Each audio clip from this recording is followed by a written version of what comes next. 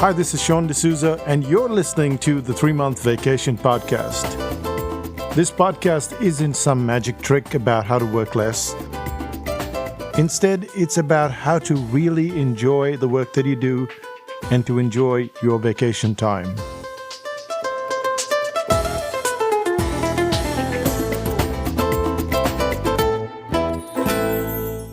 Hi, it's Sean, and you're listening to the 3-Month Vacation.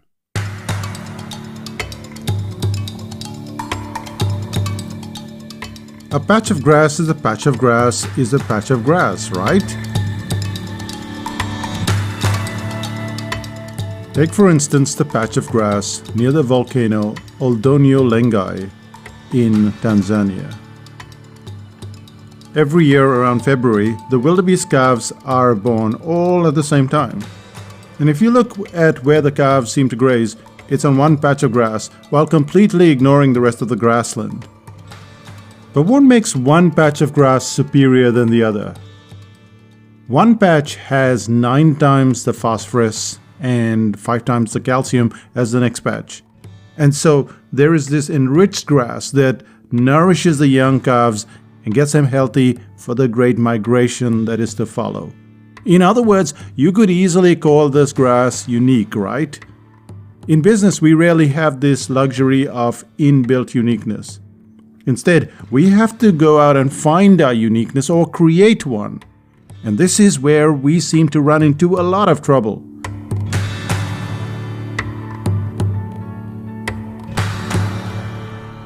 When we look at our products and our services, they seem remarkably similar to what the competition is offering. It would be nice to have a bit of calcium and phosphorus in our offerings as well, wouldn't it? But contrary to what we believe, we all have an incredibly powerful ability to distinguish ourselves from our competitors. And yet, the moment we decide to work on our uniqueness, we paint ourselves into a corner. We don't know if we were supposed to find a uniqueness or create one. The pressure builds until we convince ourselves that the exercise of uniqueness is much too tedious, and it's better to use our energy in other areas of marketing and sales. Even as we are veering away from uniqueness, we realize that we pick products and services precisely for their uniqueness. Running away from the issue isn't going to help us move ahead. We have to turn and face it head on. And here's how you do it. So let's cover the 3 elements in this episode. The first one is, how do you go about finding uniqueness for your business, your product, or your service? The second is, do different products or services need their own uniqueness? And finally, when you've settled on your uniqueness, how can you test it? Let's start out with the first one, which is, how do you go about finding your uniqueness for your business, your product, or your service?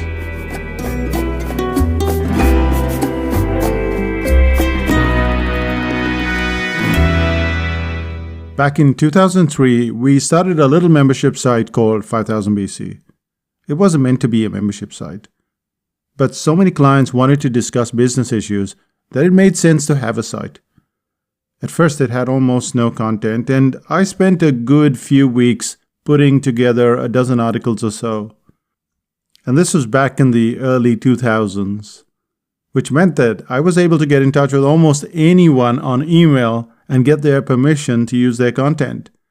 So I contacted billionaire Mark Cuban, best-selling author and speaker Wayne Dyer, and other such personalities. And so, with their articles and some of my articles, 5000BC began on its journey. But 5000BC had no clearly defined uniqueness. When you're starting up a business, it's hard to just figure out what you're doing. You're trying so hard to find yourself that finding the uniqueness for a product or service seems very implausible.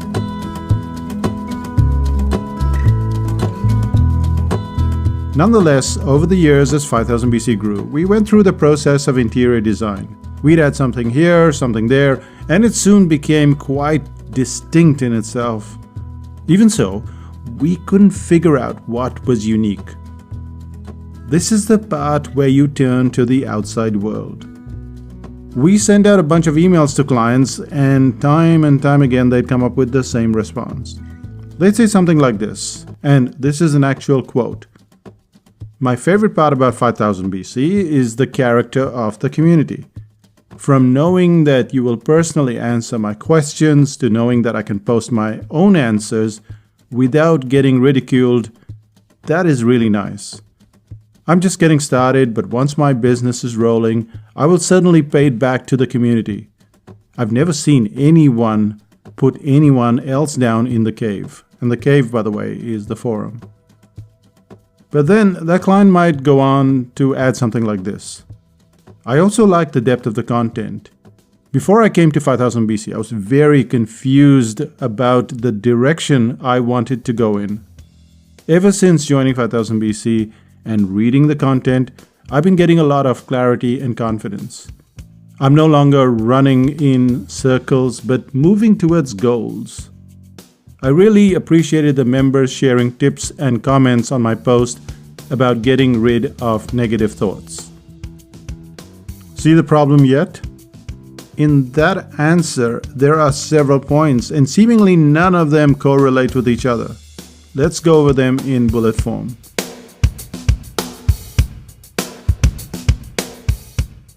So the first one is the character of the community. You can ask questions without getting ridiculed. The second one, the depth of the content that gives the reader or the member confidence and clarity.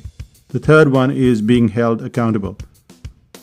But if a single email or a single response gets 3 points, we already have 3 tangents, don't we? If we were to poll everyone, the list would be pretty exhaustive.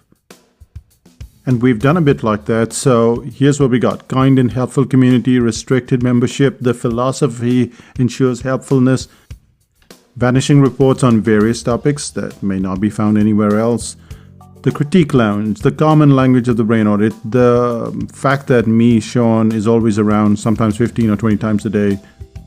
And so the list goes on and on and on. And the longer the list, the bigger the uniqueness headache. Which is why you need to randomly pick one element from the list.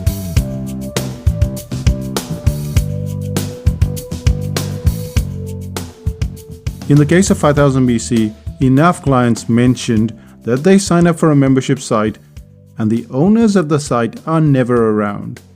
They just dump information but aren't around to clarify any queries, or any clarification has to be done at an additional price. So we took that information, the fact that I'm around and answer the question, and we made it the uniqueness. If that seems like a logical uniqueness, it's not. There are other factors like the vanishing reports. They're extremely well regarded. Clients consistently like these vanishing reports because they consider them to be little bites of knowledge which are focused on a single topic. So you could take that, or you could take the fact that the community ensures that there's no trolling, there's no pitching of their own business, and introverts feel very safe when asking questions. Any of the elements in the list could become the uniqueness factor of 5000 BC. And yet, the way to go about choosing a uniqueness is to only pick one, any one. But once you've picked, that's when you need to elaborate why that uniqueness is so vital. It's the elaboration that makes it unique, not necessarily the element itself. Without the elaboration, nothing is unique, or rather, everything is unique. I call this concept the Attenborough effect. So what is the Attenborough effect?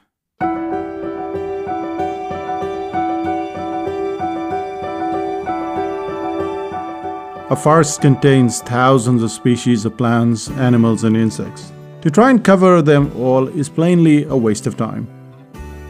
Which is why naturalist and TV presenter David Attenborough does something dramatic.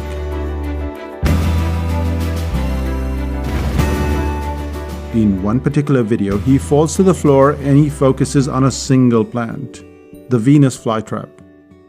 The act of dropping to the forest floor is a moment of pure drama. But that's not what should be getting your attention. Instead, Notice what he has ignored. He's ignored all the rest of the plants, all the animals, all the insects, all of them, but the Venus flytrap. This is what I call the Attenborough effect. It's also the lesson as to how you need to choose your own uniqueness. Your current business may do many things well. It's like a forest floor. But trying to cover your own forest floor is a waste of time. Clients can't pay attention to many points at the same time. Even 2 points are far too many, as you noticed when we used the 5000 BC example. You couldn't have helpful community and vanishing reports at the same time. A choice has to be made, and it might appear to you that the choice was very precise. But it's not. It's the way it has been presented that makes it precise. Walking around in the forest, the Venus flytrap may never get your attention. But by focusing the camera on one, to the exclusion of everything else, is how uniqueness is created. However, all of this assumes that you already have a business, you already have a product or service. And that is a dangerous assumption to make for a specific reason.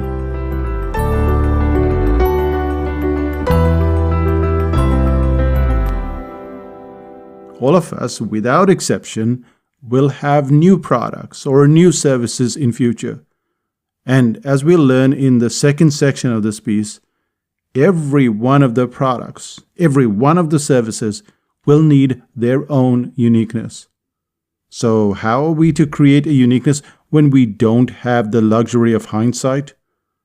The way forward is to create your uniqueness. The question that arises is, how do you do that? How do you pick your uniqueness? How do you create your uniqueness? The answer lies in a concept we've covered many times before, and it's called a superpower. Let's say you're conducting a workshop to learn how to acquire X-ray vision.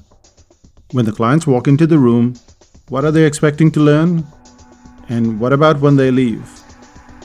The obvious answer is X-ray vision.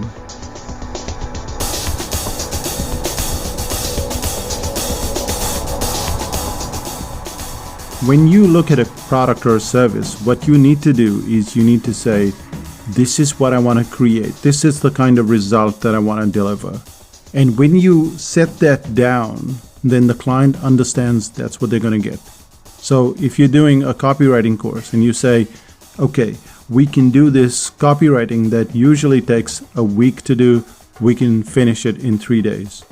That is a very clear, defined result. That is like having X-ray vision. You walk in expecting to write your sales letter in 3 days.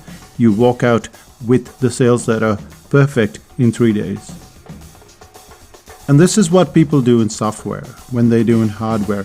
When a new phone comes out and it has a new feature, someone has decided, this is what I'm going to give the clients, I'm going to create it, then I'm going to sell it, and then the clients buy that specific thing. It's the same thing with software. It's one thing that is more effective than everything else.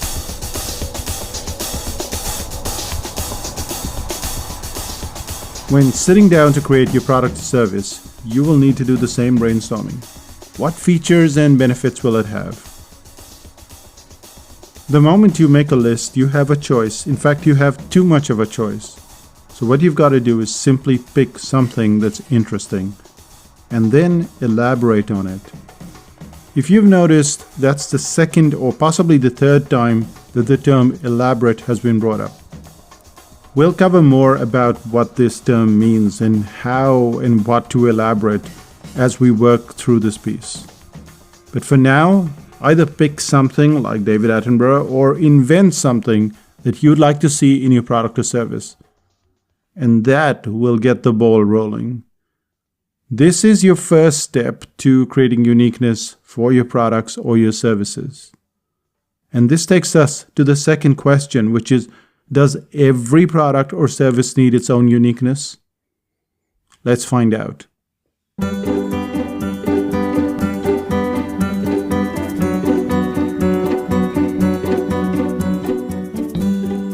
When you look at any family on the planet, you're actually seeing an example of products and services. Let's take the eldest child, and let's suggest his uniqueness is that he's very calm. Let's paint the second child as having a wild nature. The third might well have an inquisitive nature. If the family were to extend almost endlessly, every child in their family would have a different character attribute, or what we'd call uniqueness. Therefore, something similar applies to your family of products or services as well. Yes, your company may have a unique character, but it's equally important for every product or service to have a uniqueness as well.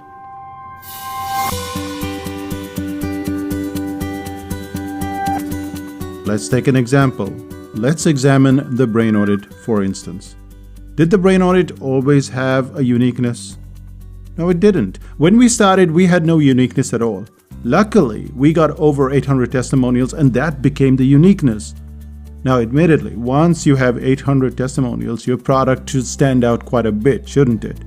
And yes, the product will stand out, provided the format doesn't change in any way. But the brain audit went from version 1 to version 2 and then to version 3.2. And this is where the problem lies. If a customer has bought version 1, why bother with version 2 or version 3 or version 3.2? And what if we decide to bring version 4.0 in future? This is where the uniqueness comes waltzing right through the door. Many, if not most of our clients have bought several versions of the brain audit, and the reason is simple. They're not just buying to be kind. They're buying because they can see why one version differs from the next. Which is why uniqueness is so important. When you define the uniqueness, you automatically get clients interested. And not just existing clients, but new ones as well. But so far we've been talking about existing clients buying different versions of the brain audit. What if you are a brand new client? You've never run into the brain audit before. Well, here's the thing. The competition is all the other books out there. There are tens of thousands of marketing books, so why buy the brain audit? And there again, you have to create that uniqueness. Because people are asking, why should they spend their hard-earned money on this product? Why shouldn't they buy some other marketing-based product?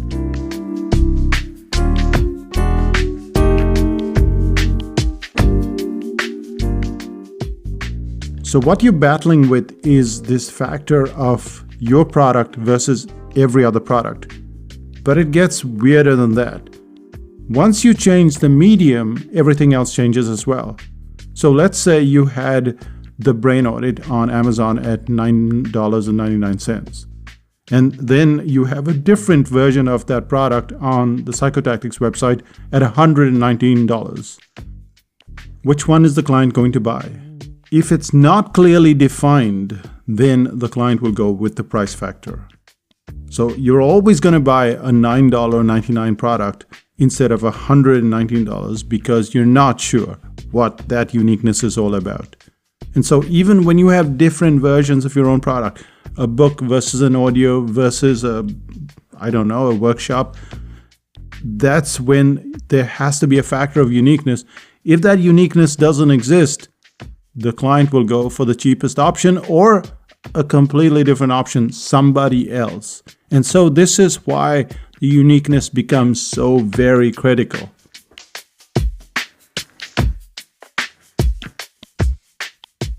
And you can't just depend on the client to figure all of this out.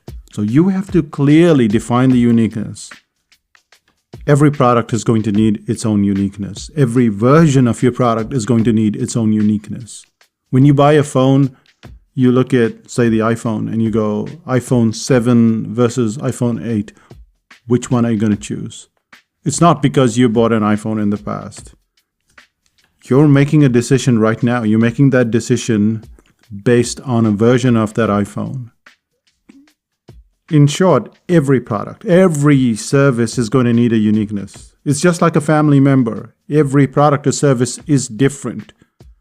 And even if you have the very same product, but in different formats, different versions, you're still going to have to differentiate it so that clients know why they should buy one product or one version of one medium over the other.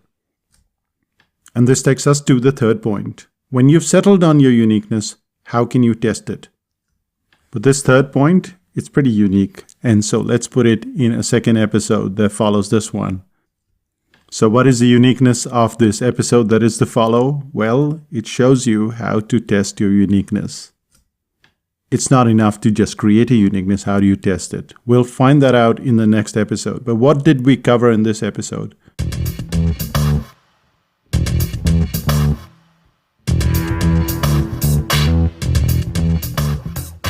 In this episode, we looked at how you go about finding or creating your uniqueness for your business or your product. Most of us, we can't find our uniqueness because it doesn't really exist. We're creating a new product, we're creating a new service. We don't know how to find something when it doesn't already exist. So what we do is we create it. We create a list of things that we want to deliver. And when we create that list, we need to pick something from that list and we need to elaborate on that something that will make the client pay attention to what we're saying. It's not that one point is different or better than the other point. That's just our imagination. Instead, if we sit down and we brainstorm and then we work out one thing, what is that one thing that we're going to pick from that? Pick something randomly. As you saw with 5000 BC, there were so many things to pick from, and that is looking in hindsight. But even if we were to create something, the reason why we create something is because we think, well, the competition is not doing such a great job, so let's do something. And then we create something, we make it differently. And everyone does things slightly differently. So make that list, pick something from that list, and now you have a factor of uniqueness. It's just a starting point. It takes a while to get to the point where you're happy with your uniqueness. No one is happy with their uniqueness right at the start. So get started, pick something, make a very small start, and that's how you get your uniqueness going. You brainstorm, you make a list, you pick something randomly, you drive that home consistently.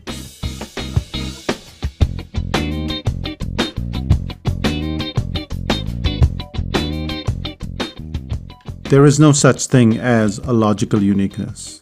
It's just something that you've picked or something that you've decided. The best way and the most easy way to go about it is to decide on the result. So think about it as a workshop on X-ray vision. If you promise someone X-ray vision, what do they need to walk out with? X-ray vision. That's it. If you're clear about the result, that is your uniqueness. So when I do the article writing course, I have a clarity about what I want the clients to be at the end of the course. I want them to write an article, a really good magazine quality article, in 90 minutes or less. When they do the headlines course, I want them to write 8 different types of headlines that are all curious, and I want them to do that in 10 minutes or less. So there is this very clear result that I'm looking for. And you should have that result as well. You should have that result for your clients. When you have that result for your clients, automatically that becomes your uniqueness.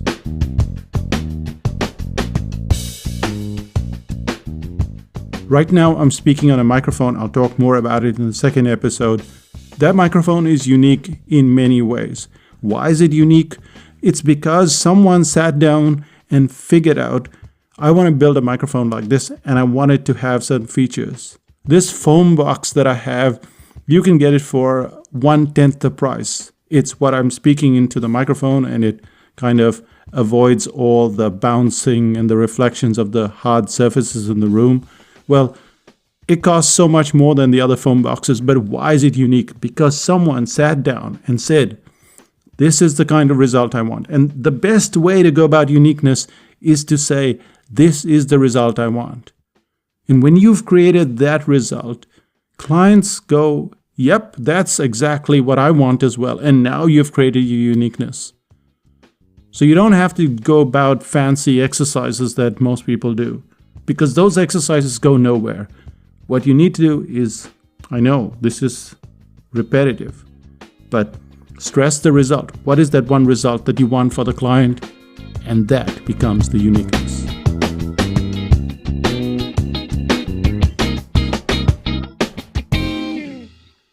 So that was the first thing we covered. What was the second? The second was, do we need a separate uniqueness for every product and every service that we put out? And the answer is yes. You need a separate uniqueness for everything. Think about buying a phone, or think about buying a software like Photoshop. Why do you buy version 3 over version 4 or version 5 or version 6? Each one has to have its own uniqueness, because otherwise you go, I already own Photoshop. So every version of it requires its own uniqueness. But then so does every product. Every product is going to need its own uniqueness, because clients are comparing it with other products. So if you have a book on marketing, on sales, on copywriting, on gardening, on whatever, they're comparing it with tens of thousands of other products out there. So now we have a comparison between versions, we have a comparison between your product and other products, but we also have a comparison between media. So if you've got a product, like if we have the brain audit in audio or video or text or workshops or ebook, all of them have their own uniqueness.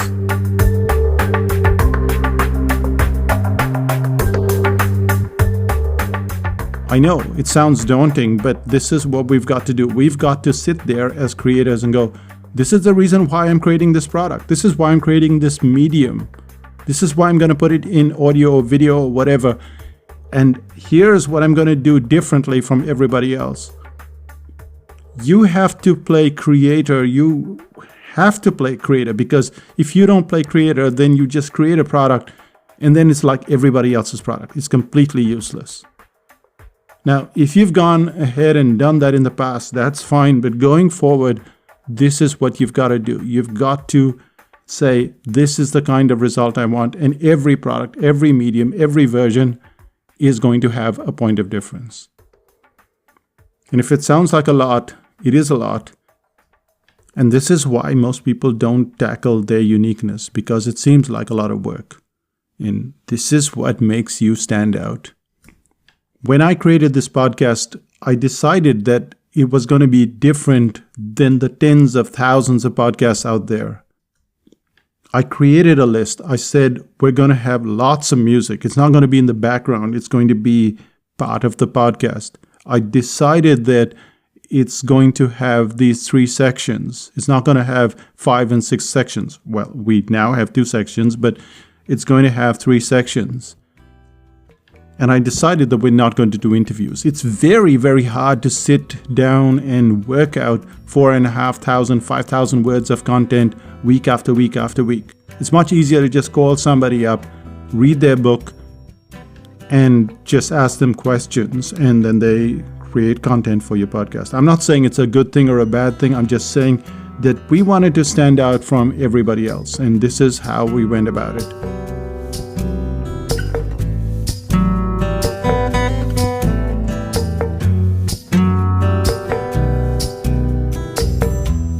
And that's what makes the podcast different. But what is unique about the podcast? The podcast covers just 3 points. It always covers just 3 points. And that's what makes it unique. So what is the one thing that you can do? Well, the one thing that you can do today is go to the iTunes store and look at the podcast and look at all the testimonials and see how many points they cover. You'll see how many testimonials have so many points. And that kind of tells you how much variation there is when you're asking a client for their feedback and how you have to pick something. So if you already have a product or a service, list all the things that it is capable of doing and then pick one. And if you don't have it, then what you need to do is just decide, this is the kind of result that I want to give my clients, and you have your uniqueness. And that brings us to the end of this podcast.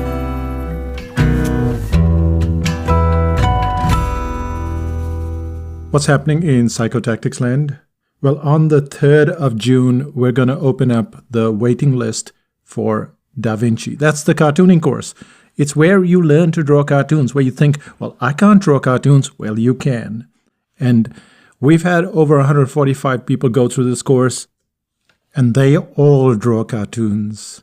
So it's not something where you get struck by lightning and suddenly you can draw. No, everyone can draw and draw exceedingly well. And you'll find out for yourself. You can use this in your blog post, in your marketing, in your books.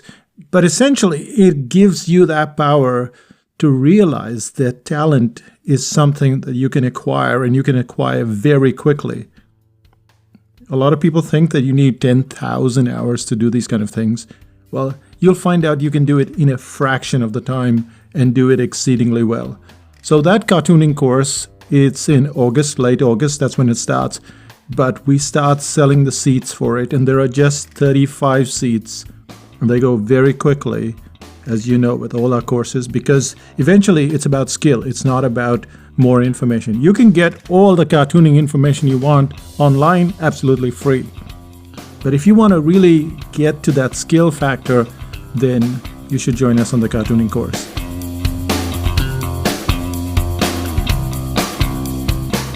The seats will be sold on the 3rd of June, and make sure that you are on the list at psychotactics.com/DaVinci. That's DAVINCI. The other product that's available, and this is the home study, we have, again, just 35 copies available. And this is on the 21st of July. On the 21st of July, you get the Info Products course. Now, this is to create information products. What is the purpose of creating information products? It's very simple. When someone reads your product, your book, or whatever you're writing, a report, they need to come back and go, can we do consulting with you? Can you do some training with us? Can we read the second book, the third book? So essentially what this is doing is enabling you to create a document, an information product that's not just giving information, but in its own way, it's imparting skill. And not everything can be done live. You have to create information products as part of the mix of your marketing. And this enables you to create an information product that is far superior to what you get out there. So when you look at the Psychotactics products and you wonder, well, this is so interesting, this is so easy to follow, this is so easy to remember. It is done with a specific purpose in mind, and it is done with a certain structure in mind. And that's what you get on the Info Products course. So that is on the 21st of July. So you have two dates, the 3rd of June and the 21st of July. The 3rd of June is your cartooning course, and the 21st of July, that's when we open up for the Info Products course. And of course, you can always join us in 5000 BC, because 5000 BC is for introverts that want a safe space, that want to talk about stuff, that want to ask the questions and want these questions answered. I'm in 5000 BC all the time. I answer the questions, and if you get there and you ask the questions, you'll be amazed at the quality of the answers. So 5000 BC, that's membership for you, and I think you'll really enjoy it there. That's me from Psychotactics Land saying bye for now. Bye-bye.